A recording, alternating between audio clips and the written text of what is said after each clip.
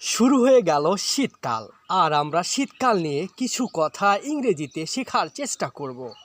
শীতকালকে ইংরেজিতে বলা হয় উইন্টার সিজন। তাহলে উইন্টার মানে হচ্ছে শীত, আর সিজন মানে এখানে ঋতু বা কালকে বোঝাবে। সুতরাং উইন্টার সিজন মানে হচ্ছে শীতকাল। এরপরে আমরা এখানে দেখতে পাবো হচ্ছে শিশির, অর্থাৎ শীতকালে শিশির পড়ে। এই ডিউ মানে হচ্ছে শিশির। আমরা ছোট্ট একটা বাক্য বলি, ডিউ ড্রপস ইন উইন্টার, অর্থাৎ শীতকালে শিশির পড়ে। এরপর আর একটা চমৎকার ইংরেজি রয়েছে যাকে আমরা বাংলাতে বলবো কুয়াশা, আর ইংরেজিতে বলবো হচ্ছে ফগ। তো এই কুয়াশাচ্ছন্ন এই শব্দটা তাহলে কী হবে? অবশ্যই হবে ফগি। ফগ মানে কুয়াশা, আর ফগি মানে হচ্ছে কুয়াশাচ্ছন্ন।